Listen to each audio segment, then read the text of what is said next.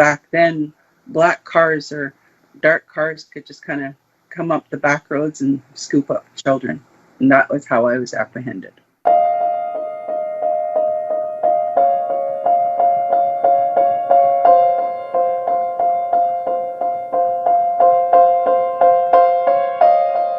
I was adopted when I was 2. We were brought up for a short while in Saskatoon. I was trafficked from northern Saskatchewan. I have 2 older sisters. We were taken from our biological parents down to the southern Saskatchewan. We moved to White Rock in British Columbia. We went through 2 or 3 foster homes. We ended up moving to England. All the way to Ontario. We were adopted into a non-Indigenous household, which is about 3,000 miles away from our traditional territories.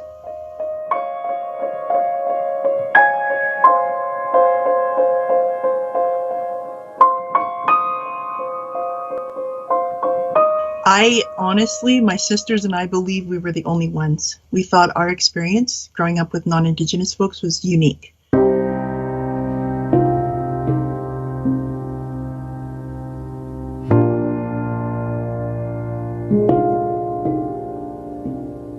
The social services would write what they said was your story. It wasn't quite literally the truth, but it was the truth in which they decided to depict your story. My sisters and I, we all ran away from home by the time we were 15 years old to escape a very violent home and sexual abuse. I was documented as a failure to thrive child in the foster care system. And I believe that was from being overwhelmed and not understanding, not being told in my language, because I only spoke Cree. I wasn't even told that I was Métis. So because of that, I didn't really know a lot about things, and especially growing up as being very young in White Rock, and then again, England, it was even more far removed from where I was.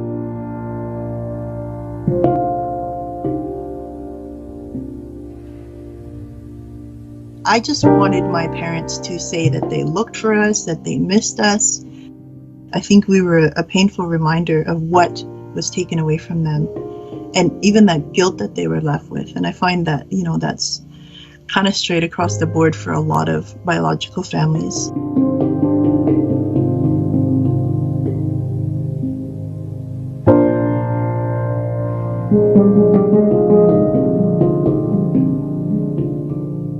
The settlement includes a $50 million foundation for healing, commemoration, education, language, and culture.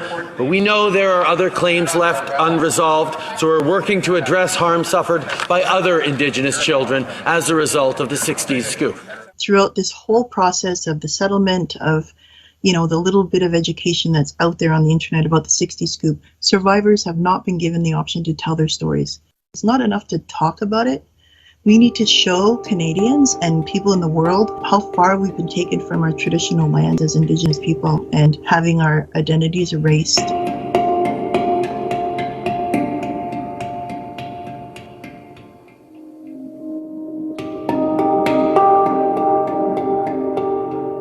We are a people who have been here for thousands of years, and in a very short period of time were pulled up and ripped apart, and really the culture killed for very many people.